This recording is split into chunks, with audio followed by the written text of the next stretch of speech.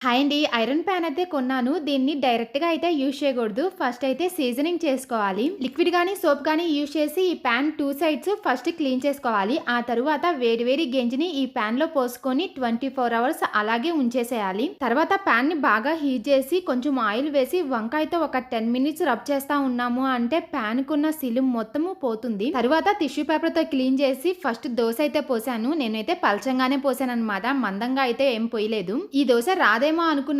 కొంచెం చివర్లో ఇబ్బంది పెట్టినా కూడా దోస షేప్‌తో బానే వచ్చింది. తర్వాత ఇంకో దోస ట్రై చేశాను. ఇదైతే చాలా పర్ఫెక్ట్‌గా వచ్చిందన్నమాట. చివర్లో ఆటోమేటిక్‌గా లేచొచ్చేసింది. దోస కూడా చాలా పలచంగా పోసాను. అయినా చాలా బాగా వచ్చిందన్నమాట. అస్సలు అనుకోలేదు రెండో దోస ఇంత పర్ఫెక్ట్‌గా వస్తుంది అని. ఇంకా దోసలైతే వస్తున్నాయి కదా అని ఈ పాన్ అయితే ఒకసారి వాష్ చేశాను. నాన్ స్టిక్ పాన్ మీద పోసిన దోసల కంటే నాకు ఈ ఐరన్ పాన్ మీద పోసిన దోసలే చాలా బాగా నచ్చాయి. నార్మల్ దోస అయితే వచ్చింది. పెసర దోస వస్తుందా రాదా అని ట్రై చేశాను. ఇది కూడా బాగా వచ్చింది. వీడియో నచ్చితే లైక్ చేయండి. Bye bye.